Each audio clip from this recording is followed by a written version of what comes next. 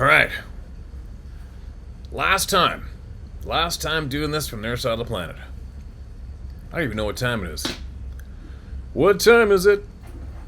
What time is it? We got a cheap room right near the airport. I don't know what it is. I think it's like 35 bucks or 40 bucks or something. It's a decent place, but it's no sense of spending extra money, right? Because we're going to get up at 5 o'clock tomorrow morning. Right outside the pool, so there's some kids out there making some racket. It's 2:30 in the morning at home. Look at that. It's 5:30 my time. And we're coming home tomorrow. Gonna be hitting some snow. Snow. Snow and getting mauled to death by a big goon dog. Now, I'm gonna get right into it. Alright, I'm gonna share a handful of emails before I go. So this is the last time I'm doing it from here, and the next time you see me, we're gonna be in the man cave. Gonna be in the man cave, and then we're going straight to the woods. Holy shit, I'm not coming out for a while. I need to be on my own in the woods bad. Now, I'm using the computer for this, believe it or not. Alright, what do we got? Cultural truth in stories and language. And there's some noises going on around me right now. Hope it's not too loud for you guys. Hi Steve, no name please. Okay, I got you. I've always thought that there is a kernel of truth in every myth. As a youngster, I came to the conclusion that anything with consistent descriptions that people have reported seeing for 400 years in writing and thousands of years in story must be real. Right? My dad's folks came west to Central California from southeast Oklahoma in the 1930s. Like many others, many of us kids and grandkids in Central California grew up being told/teased to, quote, be home before dark or the boogeyman/boogerman might get you, end quote. When talking with my peers, the boogerman was always described as rising up out of the brush in the evening, tall, dark, and hairy. In middle school, I read about Bigfoot, but it wasn't until I was in my late 50s that I realized the term booger is used to describe this creature in the southeast United States. Language travels with migration. Lately, I've realized many of the, quote, devils, or Diablo, end quote, place names out west are tied to stories of Sasquatch sightings. I do know the native peoples had tracts of forest they avoided because it belonged to this creature. And finally, could the physical description of this mythical logger, Paul Bunyan of the forest, be a white man's appropriation of the Sabe? Quote, 7 feet tall with a 7-foot stride, shoulders 2 axe handles wide and incredible strength, end quote. What about Europe's Grendel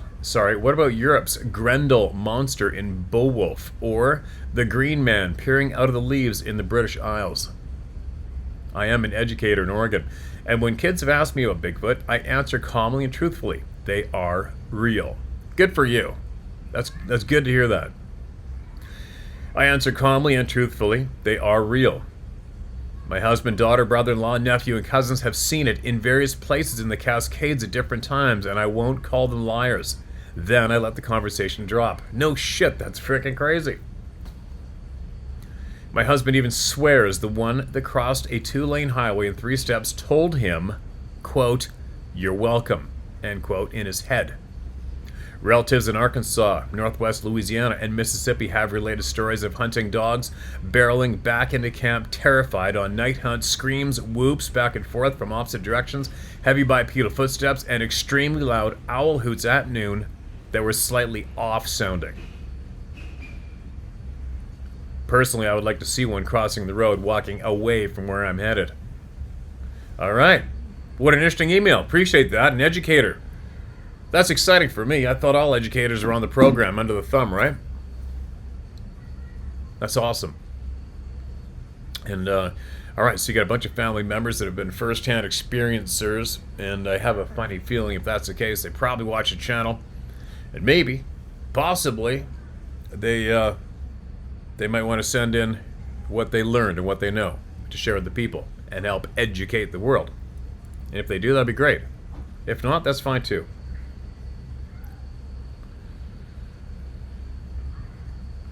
Should I stick my head out the door and scream at those kids to shut up? I'm kidding. I always say shit like that to Sarah because she is Mama Bear. She loves all children. And every time we're outside by the pool or whatever, we hear kids screaming and having fun, I'll look at her and I'll go, tell those kids to shut up. And then she'll give me a dirty look. And it's all comedy. I'm kidding. Now, this next email is titled Bigfoot Hill. Hi, Steve. Feel free to use my name and location. My name is Kim Graham, and I live on Kashmir, Washington, in Kashmir, Washington, at the eastern base of the Cascade Mountain Range. My fiance at the time and I were archery hunting the opening day of deer season in 2018. We hiked in before light to an area where we had hunted previous, and my fiance set up a glassing point downhill from me about 80 to 100 yards. I was higher up on the hill, and as it was getting light, I noticed I had no fresh tracks, which normally there's lots of tracks. Deer, elk, coyote, bear, and cougar in this area. But there was nothing. Not even old tracks. This is an old area where there are normally a lot of deer feeding on the side of the hills or bed down, and we have always seen many does. So we watched until around 11 a.m. and then I waved my fiance up and we moved up the hill to the ridge to see if we could locate any tracks or animals. We had lunch after hiking more along the ridge and along the other side, and I realized I left my bow hanger on the tree that morning and decided we had to go back down the same way we came so I could get it. It was about 4 p.m. when we headed back down to where we started the day. I hung my bow back on my bow hanger as my fiance walked down the hill to her spot. As I was taking my pack off, I looked back up the hill and noticed something there that wasn't there when we just walked through. I dropped my pack, got my binoculars thinking it might be a person, but as I looked at it and saw its face, I had this shocked, oh shit, they're real feeling that shook me. I looked back at my fiancée to get her attention, but she was facing away from me, and when I looked back and got the binos on it again, it turned and was moving up and across the hill toward the tree line.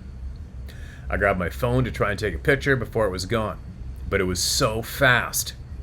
It crossed the hill so fast, and this is about a 65% grade with lots of loose rock. It was heading right into a tree line, and I had a feeling he was going to come down that tree line and side hill us. So I thought, it's time to go. So I headed back down to my fiance and said, let's get out of here. And we headed back to the truck. I didn't want to say anything until we got back. And I kept looking up at those trees as we were heading down the hill, knowing that he was following us. When we got back to the truck, I looked at the picture on my phone, and my fiance asked me what was wrong. And I said, I took a picture of this, and showed her the picture and said, I think I just saw Bigfoot. And she looked at the picture and said, that's no bear, what is that? And I said it was right above where I was. We couldn't believe it, and said, that's why there weren't any tracks in that area anymore. We just couldn't believe it. And since that day, our focus in the woods has changed. We search for the animals that we were hunting, but also for those that are watching us. We search for the animals we are hunting, but also for those that are watching us.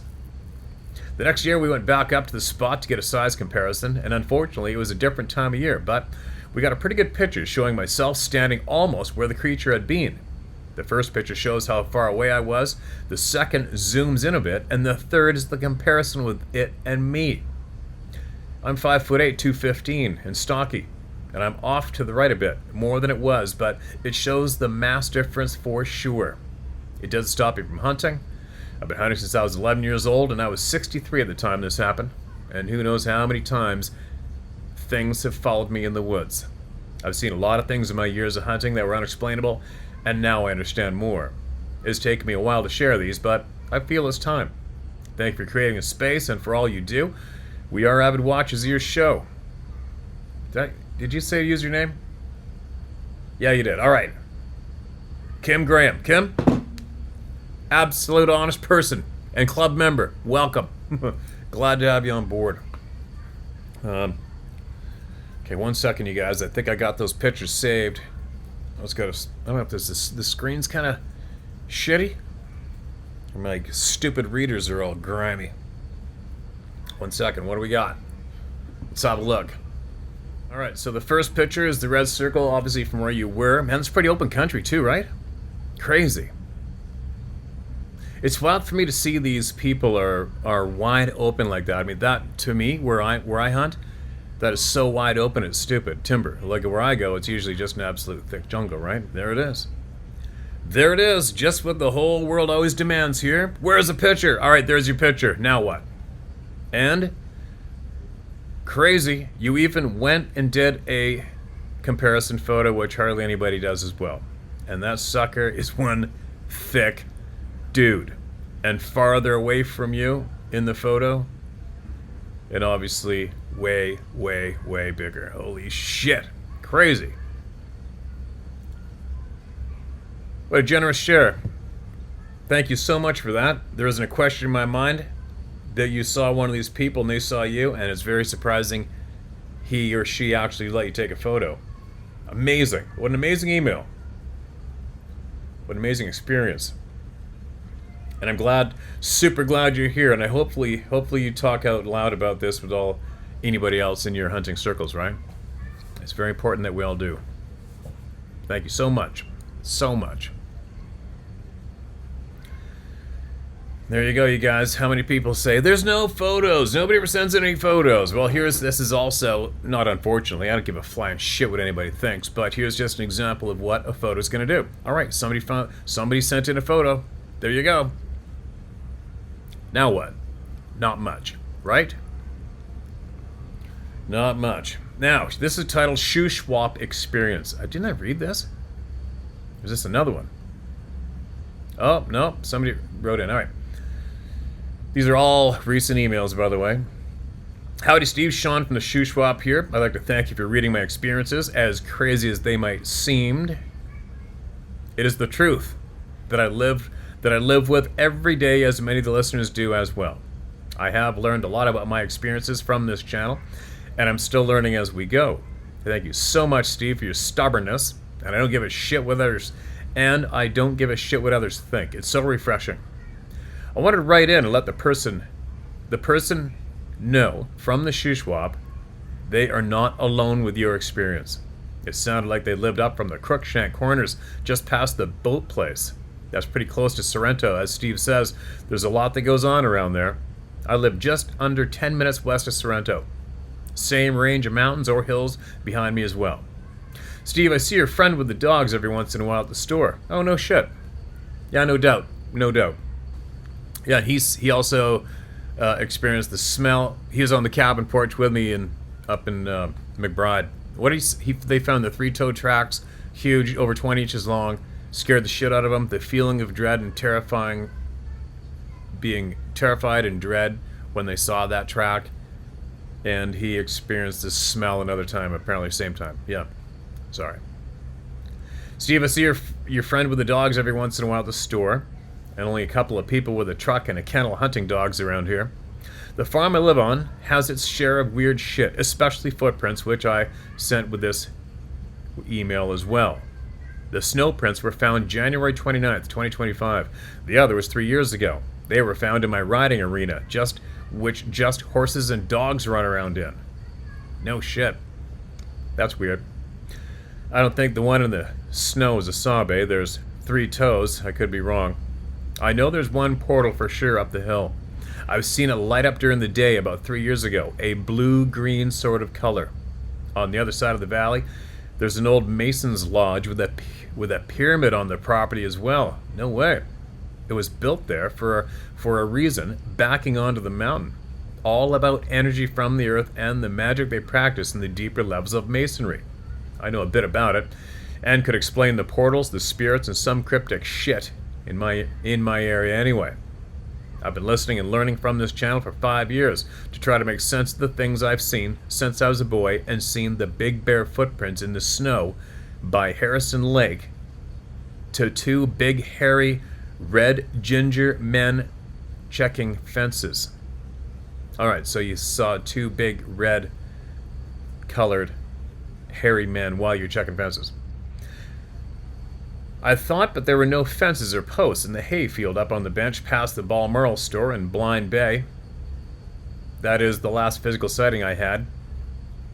1 year ago driving my kid to preschool. Funny thing was, it didn't sink in till 20 minutes after I saw it.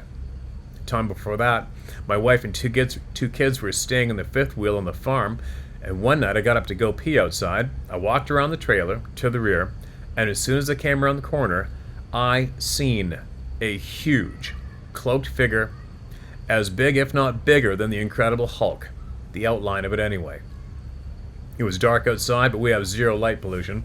This thing was darker than the night, and with little fuzzies around it like the static on an old school TVs when the cable is out. It was around 9 to 10 feet tall, and at least 4 to 5 feet at the shoulder wide. Weight probably close to 1,000 pounds, if not more. We have 5 quarter horses, and it looked heavier than our biggest horse. Anyhow, I looked right at it, and it tried to duck from me, which now I think is funny because what was it going to do? Or what was it going to hide behind? I felt no fear. I looked at it, turned around and said, I'm not dealing with this shit right now, and I went in the trailer and went to bed.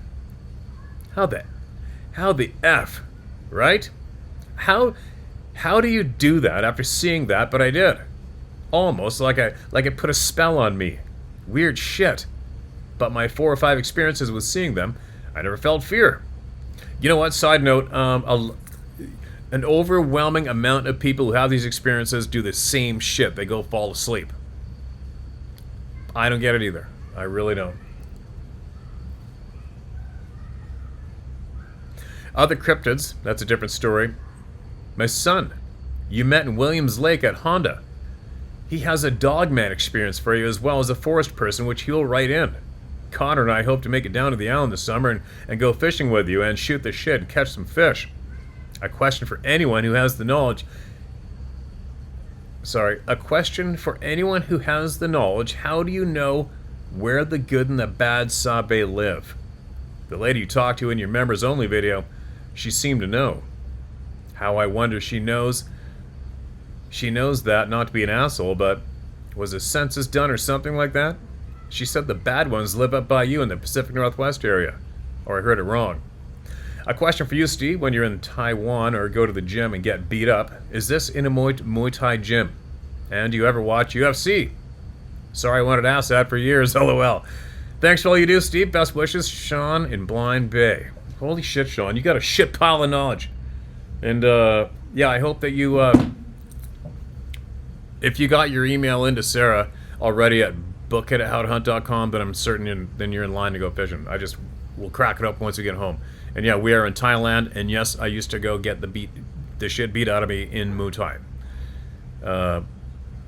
11 years ago. And now I just go beat myself up in the gym. It's a good reset. When we get here, I think we had, I can count on one hand how many alcoholic drinks I had since we've been here. I'm not against drinking or anything, but I like to get very, very healthy here. It's a reset for me, and then I come home and I just dive at my year, right? And I also want to go get a ram this year as well, so it's time to get in best shape I can and get ready to go at it and get up in those mountains and probably go by myself. So packing all my shit in a Rams, it's a heavy thing to do. What else did you ask me? Sorry, shit. The lady that said there's bad ones living on the island, that is a friend of Melba. I don't know the woman. I believe she wrote in. She has wrote in. And she said, yeah, it's a bold statement, flat out. There are dangerous ones, quote, dangerous ones living in the North Island, end quote. How does she know that? I don't know. This apparently is due to communicating, I believe. Do I watch UFC? Yeah, I used to be like a super fan. I used to go to the bigger fights in Vegas. I just go by myself. I went to UFC 100 and a bunch of the other ones in the original days, and then I still watch it now and then. It's just gotten a little very mainstream. It's a lot different now. After some of those characters in the first years, they could really sell a fight, right? Really sell a fight. It was pretty exciting. Always been a fight fan all my life. Now, there you go. Who else? As the phone shuts itself off. Yeah, just make sure. I'm sure if you've got your email in by now, you'll have a spot this summer, all right? If you guys want to come. And I'll be going through Williams Lake again. I gotta go up in the springtime now. I gotta buy a metal detector, go up in the spring when the snow melts to find the bolt to my frickin' rifle, and then I might as well, once I do that, I'm as well gonna bring a bunch of lumber into a spot and build a stand for this frickin' monster whitetail I found. I'll do that this spring, lay down some more salt, and then come home. So I'll be going through Williams Lake this spring as well. Side note, alright? I might go to my buddies in the Shuswap that you saw at the store because he's actually my taxidermist too, and he has a few items of mine there that I gotta pick up. So, anyway, we'll be talking to you for sure, alright? For sure. Now, who's next?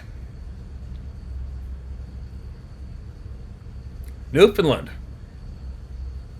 Not common to get the Newfies writing in, but here we go. Paralleled for 8+ kilometers in Newfoundland. A first-time share. Excuse me. Good morning, Steve. Use my name. I don't care. All right, Darcy Bennett here.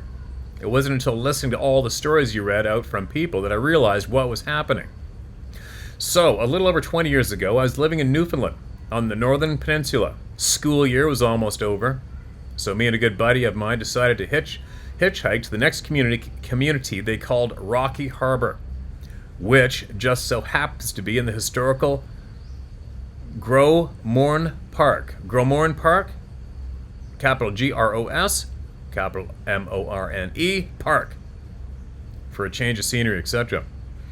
After spending 5 to 6 hours gallivanting around, having a beer here, a drink there, we decided to start hitchhiking back to St. Paul's.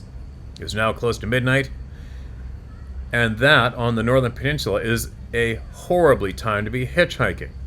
Being half snapped, we didn't care. Good thing, too, because between 12 and 4 a.m., only one vehicle drove by, and they didn't stop. As the lights from Rocky Harbor, it started to fade from the skyline, we started to hear something paralleling us. So we were on the road. The woods didn't start until about 20 feet after the 10-foot wide ditch, so about 35 feet or so, something was walking with us. The weird thing was, and like many people have said before, when we stopped, it stopped. When we ran, it ran. When we walked, it walked. We both noticed this and both voiced that it was weird, really weird. We tossed a small rock or two into the woods and yelled. We were loud anyways, and it didn't help. Being tipsy probably helped in an effort of shrugging off the weirdness, and we both said it's probably just a curious caribou or a moose. You could hit a caribou with a rock if you wanted to. They're not really that frightened of people, and I've never heard of any attacking people either. So now looking back, it gives me the chills. It makes the hair stand up on my arms and on the back of my neck because, well, a caribou wouldn't do that. Or at least not for that long. We got as far as Baker's Brook and sat on the picnic table. A little rest area type thing, but a rover. Around 4:30 a.m., a lobster fisherman was on his way to his wharf, so we got home anyway, lol. Not that intriguing or even a puzzle filler happening, but nonetheless, another situation to add to the list. I've yet to hear any shares from Newfoundland. I seen a Wigalatomamooch, not sure of correct spelling because it's a Mi'kmaq word, but it's a little words it's a little word. Let me read that sentence again. Seen a Wigalatomooch. I'm not sure correct spelling because it's a Mi'kmaq word, but it's a little woods person. When I was a child as well. It smiled, giggled at me, and then it ran off like it wanted me to chase it, but it freaked me out too bad. I ran the other direction. Take care, man. God bless you and yours. Also, BF blah blah oh Deegan's making threats. Mike's friend, Dwayne, landowner, that started saying it was a hoax about the Sasquatch they'd been interacting with because the BF blah blah oh started harassing him, and they were giving Dwayne's property address out to randos. VidInfo, after many years of patiently waiting for Dwayne to share his reasoning behind him calling the situation a hoax, he shares why as we sit down during a recent video. Quick watch. I don't even know what or who you're talking about. All right? Don't know what you're talking about. Maybe I'll check the video later on. But I appreciate that email in. Get back to Newfoundland and sightings. There have been sightings in Newfoundland, and people have written in from Newfoundland, and I have read about people having these experiences in Newfoundland. There you go. And I might go moose hunting in Newfoundland pretty quick, actually. A friend of mine went there last year. Said it was really affordable, good time. And I already know there's a shit pile of moose there, but I think it'd be a lot of fun to go get my moose meat from Newfoundland next time I'm going to get some. Just to see the country, new people, adventure, right? Appreciate that email. Here's another one. Short story. The title of this email. I found your YouTube channel mesmerizing and watch it habitually. Hearing of witness encounters brought back a distant memory of an odd experience I had back in the 1980s. My husband at the time, still a cherished friend, and I loved to be in the wilderness, and we went on lots of backcountry camping trips throughout the Rockies in Colorado, Arizona, Nevada, the Tetons in Wyoming, the Badlands in Utah, and the forest of Missouri, our home state. The trip where this took place happened while my husband, myself, and my youngest brother were camping in a remote site in the Mark Twain National Forest in southern Missouri. Everything seemed normal until I left the tent to use the facilities. It was unusual quiet, no owls, no night birds, insects, or any sound at all. And as I made my way down the primitive trail and out of sight of the camp, I suddenly felt very uneasy, like I was being watched. I quickly hurried back to the safety of the tent, and many years later my brother told me that at about 3 a.m.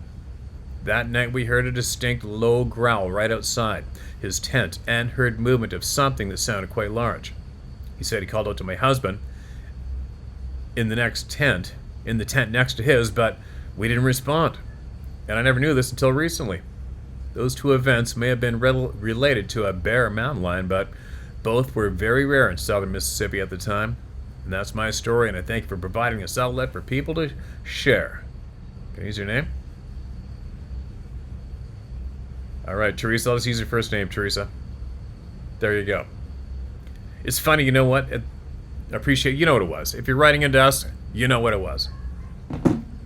It's funny on the name thing, you guys. You know what? I think as a rule, I'm just going to, I find myself trying to overtalk loudly because I can hear planes going over right by the airport and there's kids outside and yelling in the pool, so it's making me natural talk louder. When it comes to sharing names on here, how about, I think there's probably a lot of people write in and don't want their name shared and forget to say it and I read it. And I guess it doesn't really make a difference, really, to the listener if I share their first and last name, right? So maybe I'll just make it a rule from now on, no matter what, I'll only share your first name, all right? Unless you put it in bold, yell out my name, all right? All right. First off, I'd like to thank you for your time and understanding for people in this community. Not only are you allowing people to heal and get back into the woods, whoops, sorry, but all the people just listening are able to escape the daily grind and live in the woods for an hour at a time. Kind of like dreaming of what you're going to do with your lotto winnings after you bought a ticket. All right, thanks for the kind words. I'm not comfortable here. Hold on a minute. It's tough. I got this tiny little table to balance my shit on. Anyways, my first experience was next to Yosemite National Park. Two friends and I were going frog gigging at night and on Highway 49 driving to a pond, and all of a sudden we could feel a presence in the car with us. I was in the back seat by myself, and I could feel something just sitting there staring at me and my friends. I couldn't physically see this thing, but you could feel it so clearly that you kind of could. I don't know how to describe it. Once everyone agreed something was with us, my friend driving demanded it go in Jesus' name, and bam, it left, and there was peace in the car again. That's freakier than shit. Second encounter, I was bow hunting deer, more like hiking around a camo, around the same area next to Yosemite, but near the southeastern entrance past Oakhurst. During the day, I was hiking around and found a nice spot to wait for a while and see if a deer would come by. It was a small, dried-up creek, but there were quite a few tracks around. And once I got comfortable and started scanning very slowly the surroundings, I got a gnarly feeling that something was watching me in the same way I was looking for a buck. It was constant, and I couldn't see anything around with my binoculars. I couldn't shake the feeling. So I picked up shop and hustled back in. Later that evening at camp, I saw a deer, and it darted up over a hill where we were target shooting our bows earlier. I ran up over there and tried to see if I could see where the deer was running to on the other side. Pretty dumb because I'm not fast, and when I got to the top, it was gone. I looked around a bit, and all of a sudden, the same feeling that I had earlier that day came back stronger. It seems like the presence was telling me to get the hell out of there. So I did. I ran back to camp, and was freaked out so much so that my hunting buddies asked if I was okay, even after I calmed down about 10 minutes later. I guess my face is showing my true unexplained feelings. I've never seen a Sabi with my eyes, but I'm pretty sure that I experienced his hunting grounds. My friend that I go hunting with thinks that this is all a joke, but last weekend he was up early watering his little baby chickens and heard the scariest blood-curdling groan that scared the crap out of him and his dog. He said the hair on his body stood straight up. I think he's coming around. And P.S., have you thought about doing a yearly camping/fishing event for the like-minded people? Your last post about living off-grid made me think about that. If you did collect any revenue, I know you don't do any of this for personal monetary gain, but this might be something the community will thrive with. You could purchase some raw land somewhere and expand it for when it grows. When the time comes, that might be helpful to a lot of people. Just an idea. Don't mean to step on your toes or tell you how to do anything. Keep up the good work, and thank you for all that you do, Josh. Appreciate the email, Josh. You guys had some weird shit happen, man. Something sitting in the car with everybody, and you can feel it. No thanks, unless maybe that was the spirit of a friend that wanted to go fishing with you guys and missed the shit out of you. I don't know. I haven't a clue. I wasn't there, but it sounds kind of crazy. And doing a thing to gather people around. I think I've done it here, man. You know what I mean? I've done it here. I've done it here. I just recently had a couple other emails. I usually get a few invites to go to some of these things where people put together a convention or some damn thing, but I did it once. And and I'm not saying this to be insulting to anyone at all, but from what I saw, the only benefit I saw going on at that convention was people making money. Right? It's about it. I mean, I can talk to all you here. I can have people on here and talk to you guys on here one-on-one, and have everybody having an equal voice and everybody being treated the same. You know what I mean? Nobody being treated like some kind of annoying celebrity type. You know what I mean? I'm just not into it. Those people that want to be a celebrity freak me out. I've been around a lot of them. I don't like being around them. We got nothing in common. There's a super sweet guy. Super freaking cool dude. Dave Baccara in Georgia, I believe. I was going to go to his museum. Straight up dude. And I already said earlier, I'm going to try to get him on here and have a conversation with him and see where he is at in his journey. That's one other place I was going to go to, and then I think COVID came up or whatever, that horse shit, but I'm just not into it, man. Teach their own. I'm not into it. Not into it. I got invited to go on the Bigfoot cruise. Not like I said, I'm not trying to be insulting at all. Maybe I'm coming across, maybe I'm not. I don't care, but I'm not trying to insult anyone. I mean, there's a lot of people. There's a lot of people out there who have connections with people I've never met, and they see them on here, including myself, and I appreciate that. And I wish it's very frustrating to know how many some frickin' awesome, superb human beings are here together in this group. And obviously I could have lifelong friendships with literally tens of thousands of you easily, but it's not possible, which really sucks, right? That really sucks. So, I mean, meeting, and another thing too, if I put together, was involved with something where everybody gathered up somewhere, I would not be able to talk to all of the people as much as I would. It would be very frustrating that way too. But anyway, I'm babbling on that topic. It won't be happening. I can't see it happening. Who knows? who knows? It would have to be one hell of a... I don't even know. I've never thought about it, so I can't think of the situation it would have to be to have me agree to go up here. I think, if anything, if it was 100% to help a shitload of people or somebody in very serious need, and me being there would help that, all over it, obviously. But other than that, just to generate a crowd and ticket sales, nah, I'm out. Anyway, sorry you guys, I hope I didn't babble too much there. Anyway, and there you go. So it's probably gonna be a shorter one. What the hell? I don't really like reading emails with all the background sound. It drives me bonkers, all right? And that's about it. End of emails. So, I think it's 16 hours home. I believe we land at 6:30 in the morning, Vancouver time tomorrow. So I already told Sarah that we're going to try to stay awake for the first half of the journey home and then try to go to sleep. And then hopefully we'll wake up without being jet lagged, because the jet lag beat the shit out of us this time coming this way. And then I go straight to the ferry, and that's another couple hours.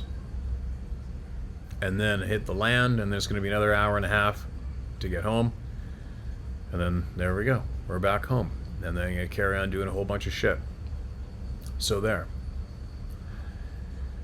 Share my story at howtohunt.com, alright? Get your truth shared that way. If you want to get in line to come catch some salmon and halibut, book it at howtohunt.com. You can do that.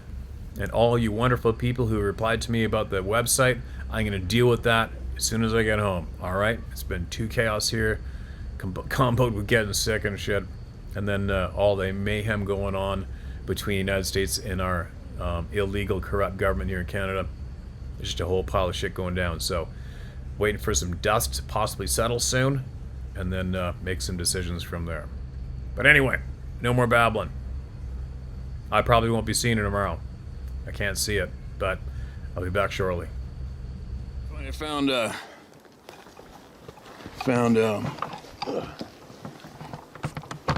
fix this camera up.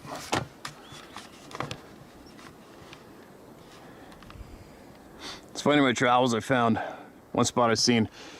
I'll take you guys there sometime. Huge mature timber, never been logged before. And I found like 12 cedar poles, way bigger than these ones, all leaned up around a big fir tree in the middle of nowhere where it's impossible to get equipment.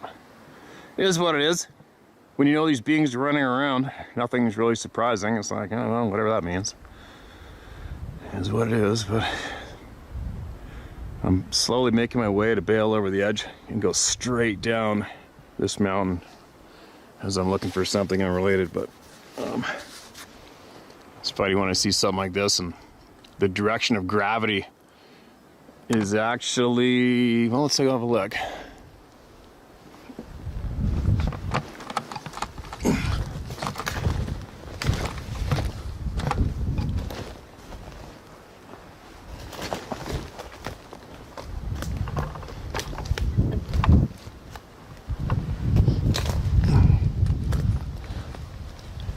The direction of gravity is I guess straight away from me, I would think. And the chance of all these trees falling and landing in the exact same one spot is kind of didn't even grow there. But anyways, whatever, it is what it is. A bunch of big trees stacked up. Normally I see these sort of things quite often. I'm not really overly concerned about it myself.